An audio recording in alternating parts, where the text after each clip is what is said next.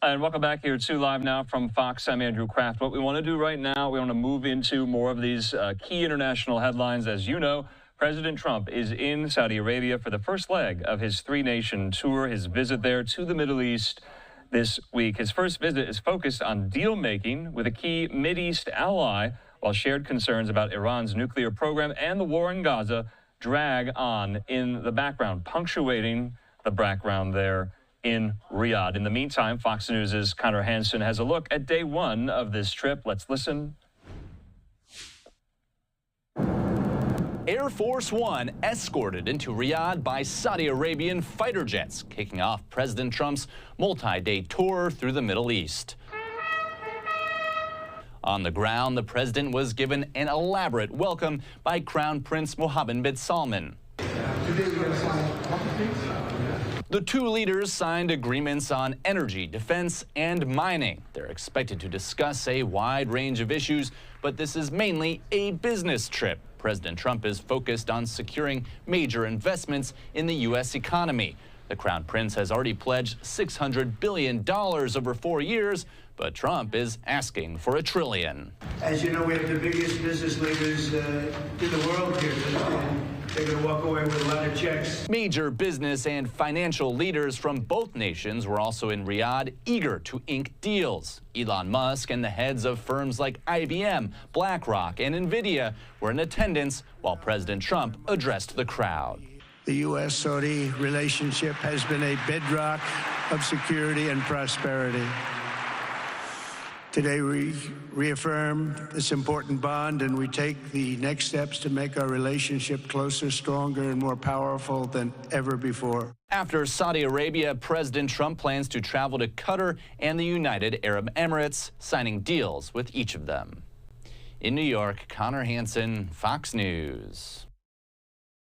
Connor, thanks so much. In the meantime, our colleague as well, Lucas Tomlinson there at Fox, has it that the United States and Saudi Arabia have signed the largest defense sales agreement in history, nearly $142 billion. It's part of a $600 billion investment package President Trump and the Saudi Crown Prince, MBS, signed in Riyadh, bringing an infusion of cash to the United States here. So we want to talk about this first leg of the trip and a lot of the news that President Trump made in that press conference, of which you'll hear a little bit of in just a moment here. We're going to bring into the conversation, you know him, national security analyst and expert and retired Marine intelligence officer, Hal Kempfer, and our friend there at the Foundation for Defensive Democracies, analyst Ben Cohen. Gentlemen, good to see you. Thanks for being with us here. Hal, to you first.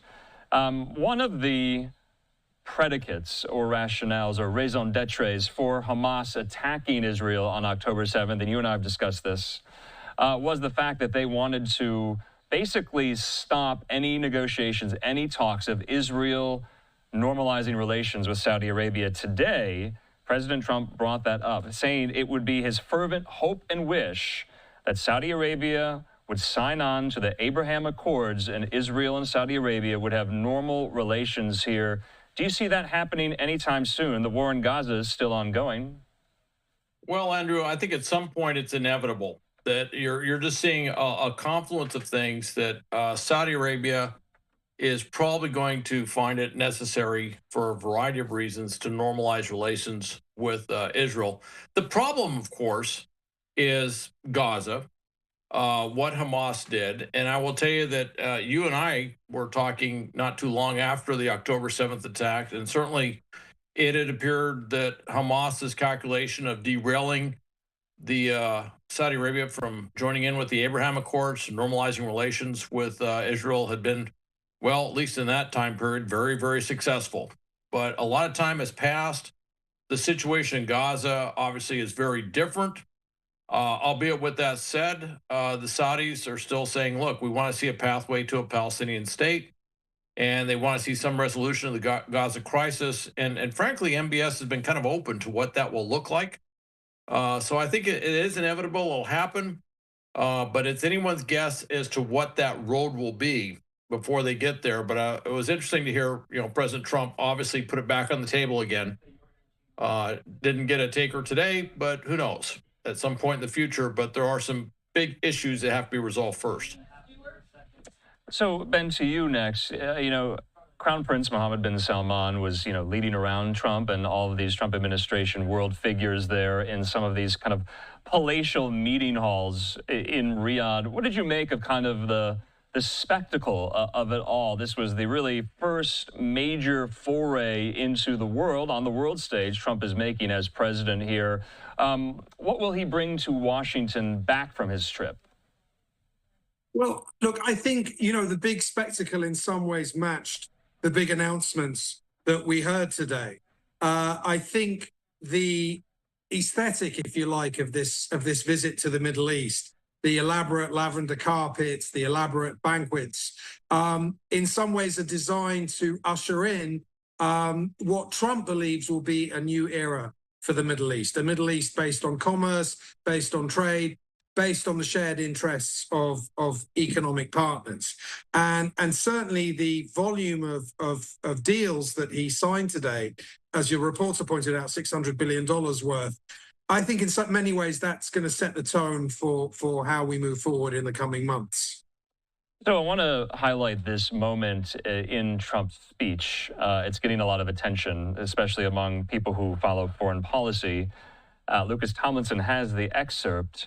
It goes as follows, quote, "In the end, the so-called nation builders wrecked far more nations than they built, and the interventionists were intervening in complex societies they did not understand." There's a lot to this. We could spend 4 hours on this line in this speech. But, Hal, I want to ask you this. Why do you think the president felt the need to say that? In Saudi Arabia, of all places, the United States has never had territorial conquest, wishes, desires against Saudi Arabia. He's clearly referring to the wars of Iraq and Afghanistan, the war on terror. Why did he say it in Riyadh? Well, I think it was more of a regional context, not so much for Saudi Arabia. Although, yes, there's never been any designs on that. But I have served in Saudi Arabia. I was part of Desert Storm, and we were defending Saudi Arabia from the Iraqi army. And and I've served, side by side with my Saudi counterparts there. So we have a long history there. But I think what he was talking about was the neocon era. The idea that we were going to go in there and to say mission creep is kind of putting it lightly. But to say, when we went to Afghanistan and we went to Iraq, first we went in there to deal with one issue, like get rid of the WMD or whatever it is, or get rid of Al Qaeda. And then it just kind of grew and grew into the nation building thing. And frankly, we haven't had a great track record with that. If you look at what happened there, that's obviously self-evident. But then again, you start going back in history. We didn't do great in Vietnam. That did not go well either. And so we've had a very mixed history with that. And he was basically saying that that's not it. But I think also it gets into President Trump has a very different way of doing things. And certainly it says something to Saudi Arabia and MBS that it's a more, if you want to say realpolitik, more pragmatic. I think some people have said it's a little bit more transactional in terms of how we do stuff. And I think he was basically saying that we're not going to try and do these lofty aspirational things, not going to put the moral certitude thing out front, going to look more at a very practical sort of way of what we can accomplish. Okay, moving on, though, on the sidelines of this entire trip, this entire ordeal in Saudi Arabia, there's some movement on the kind of reestablishment of U.S.-Syrian relations with Syria's new leader, who apparently is in Riyadh. Brett Baer, who's in the region for Fox, has this reporting that Syria's new president, Ahmed al-Sharaa, will meet with President Trump tomorrow morning in Riyadh, and there's a push to remove sanctions on Syria in an effort to keep Iran out of the country. That tweet was sent before we got the announcement that, yes, the United States is removing sanctions on Syria here. So we all know the Assad regime imploded. He fled last December, and al-Sharaa has been kind of putting the pieces of Syria back together. The United States at one point, Ben, you know this, considered him a terrorist with the al-Nusra Front. We're now removing all sanctions and meeting with him. What's going on here? How are we to understand this huge shift in our relationship with Syria? Well, I'll tell you, one of the things that surprised me was that actually the president announced that sanctions would be lifted before he even met with al-Shara, or Jolani, as he used to be until very recently known. I think that there is an enormous amount of risk with this decision because al-Shara Jolani is still very much an untested quantity here. He has this militant jihadi background. He fought with al-Qaeda. He fought against the U.S. In Iraq. So he does not come from any kind of background that would encourage optimism among observers of this. That said, he does now seem to be orienting towards some more of a realpolitik position. And he is very closely aligned with two of the region's key powers, Turkey on the one hand, Saudi Arabia on the other. Yeah. And my view is that if he can actually be pulled more into the Saudi camp, that is probably a better signal for future stability than if he carries on working with Turkey, which has taken a very confrontational position towards Israel and also a very confrontational position towards the Kurdish minority in Syria. So, Hal, are you concerned, though, that there has not been enough time? I mean, back in December, I remember this very vividly. There were so many people saying that we have to wait and see how this will all go in Syria with Jolani, how he will lead the country. He was in France meeting with Macron just a couple of weeks ago. He'll now have an audience with President Trump, with the supreme leader of the world, if you want to put it that way here. Do you think he has gotten enough time to get things in order there in Syria? Because the kind of descent back into terror, so to speak, that was one of the main concerns. Has it been long enough or not? Should we have kept our powder dry here, Hal, to wait and see a little longer? Yeah, I kind of, on the one hand, I'd like to see more time to observe it. On the other hand, there's other events that have kind of taken precedence on that. Certain things. Number one is he's backed by Erdogan, and we have a pretty good relation, or President Trump has pretty good relationships with Erdogan personally, and it goes back a long ways. And there's a lot of reasons why he would want to kind of back Erdogan's play in that regard.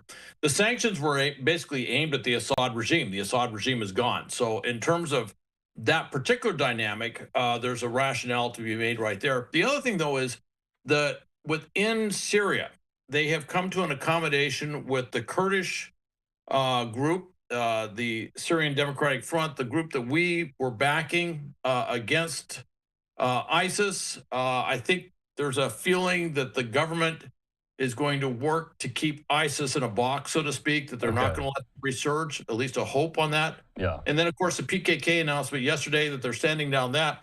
That resolves a big regional issue up there. And then you have the Saudi thing, as Ben said, and the relationship there with MBS. So I think this trip, we could wait longer, but with this trip and everything else there, I think the decision was, if we're going to do it, let's do it now. With that said, obviously Netanyahu would say, no, give it a lot more time if he was to comment, but that's the position. And there is a lot riding on this trip with some of these foreign policy entanglements and decisions there. We have a live picture in southern Israel looking into the Gaza enclave. Big news, though, and I don't think we've gotten to it yet here on Live Now. The Israeli military saying that it had carried out a strike targeting what it said was a Hamas command and control center beneath a hospital in the southern Gazan city of Khan Yunis. The strike on the European hospital was the second one today on a hospital in the city. The bodies of 6 people who were killed this afternoon in the strike were taken to Nasser Hospital, where, according to the Associated Press, reporters saw the bodies. And so I think this is, and to Ben, I'm going to ask you this. The Israeli military has said Hamas uses these hospitals as command and control centers. Who is underneath the hospital? Who are they looking for?